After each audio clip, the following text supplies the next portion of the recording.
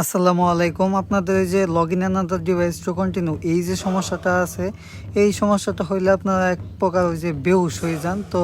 তো খুব তাড়াতাড়ি রিস্ক নিয়ে এই সমস্যাটা ঠিক করার সিস্টেমটাই আজকে দেখাবো।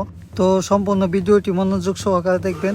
প্রথম আপনি যে কোনো একটা ব্রাউজারে চলে যাবেন, এটা আপনার মন ইচ্ছা, আপনি গুগল ক্রোম বা আপনার যেইটা ভালো মনে হয় আপনি ওই ব্রাউজারে চলে যাবেন, যে সার্চ দিবেন রিপোর্ট ইম্পোস্টার অ্যাকাউন্ট, দেখবেন যে এরকম একটা লিঙ্ক আসবে।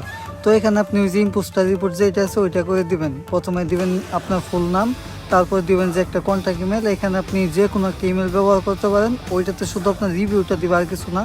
আর 3 নাম্বার বলতেছে যে ফুল নাম অন দি ইম্পোস্টার প্রোফাইল, এখানে অ্যাকাউন্টে যেই নামটা আছে ওই নামটা আপনি হুবহু সেম দিয়ে দিবেন। তারপরে চুজ ফাইল, এইখানে দিবেন কি আপনার অ্যাকাউন্টের নাম এবং জন্ম তারিখের সাথে যদি আপনার ন্যাশনাল কার্ডের মিল থাকে তাহলে ওই কার্ডটা আপনি এখানে একটা ফটো দিয়ে দিবেন। আর লাস্টে বলবে যে লিঙ্ক ইউআরএল, এইখানে আপনি অ্যাকাউন্টের লিঙ্কটা দিবেন। আর লাস্টে এডিশনাল ইনফো, এখানে আপনি শুধু লিখে দেবেন যে please remove this fake account. এটা এতটুকু লিখে দিলেই চলে, বা আপনি যদি নাও লিখে দেন শুধু লিখে দিবেন যে রিমুভ ফেক অ্যাকাউন্ট, এইটা করলেও চলে। তারপরে আপনি ওইখানে সেন্ডে চাপ দিয়ে দিবেন। যদি আপনার কার্ডটা কাজ করে তাহলে আপনাকে ইমেলে মেসেজ এরকম দিবে যে উই রিমুভ দি প্রোফাইল। তো তারপরে আপনি যখনই অ্যাকাউন্টটা লগ ইন করবেন দেখবেন যে অ্যাকাউন্টটা লকে পড়ে গেছে, মানে আপনি রিপোর্ট করে লকে ফেলে দিয়েছেন। তারপরে আপনি লক থেকে আনলক করবেন, এগুলো তো মোটামুটি বুঝেনি। নেক্সটে চাপ দিয়ে দিবেন।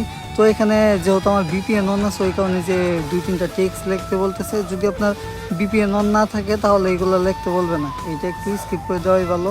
তো এখানে বলতেছে কনফার্ম ইউর আইডেন্টি। আপনাদের ক্ষেত্রে হোয়াটসঅ্যাপে কোড বা জিমেলে কোড দেওয়ার অপশন থাকতে পারে। মনে রাখবেন যদি আপনার হোয়াটসঅ্যাপে কোড বা জিমেলে কোড দেওয়ার অপশন আসে, ওই হোয়াটসঅ্যাপ মানে ওই সিম আর ওই জিমেলগুলো যে কোনো একটা আপনার কাছে নাই, তাহলে আপনার এটি সারা জীবনের মতো বাদ, কারণ বর্তমানে অপশন চেঞ্জ করা যায় না। তো যাদের কনফার্ম ইউর আইডেন্টি আছে তাদের তো মানে কপাল ভালোই, যদি নিজেরা না পারেন আমাদের থেকেও করে নিতে পারতেছেন। তো এখানে নেক্সটে চাপ দিবেন। এখানে বলতেছে দুইটা অপশন না, এখানে আপনি এই একটা জিমেল দিতে পারেন বা আপনি হোয়াটসঅ্যাপেও মানে ওই যে রিভিউটা আনতে পারেন, এতটুকুই।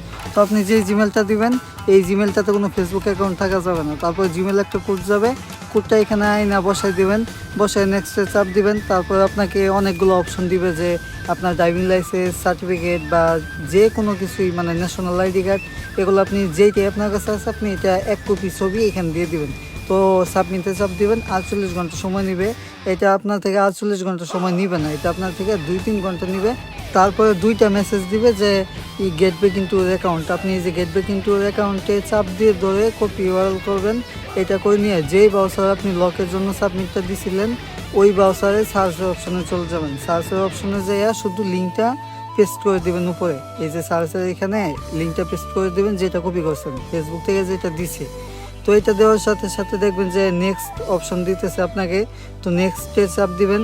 তারপরে দেখবেন যে আপনাকে বলতেছে আপনি কি কোনো নাম্বার জিমেল ডিলিট করবেন কিনা। এখন যদি আপনার ইচ্ছা হয় আপনি করবেন, না হয় করবেন না, মানে অনেকে তো লকই ফেলে যে নাম্বার জিমেল রিমুভ করার জন্য।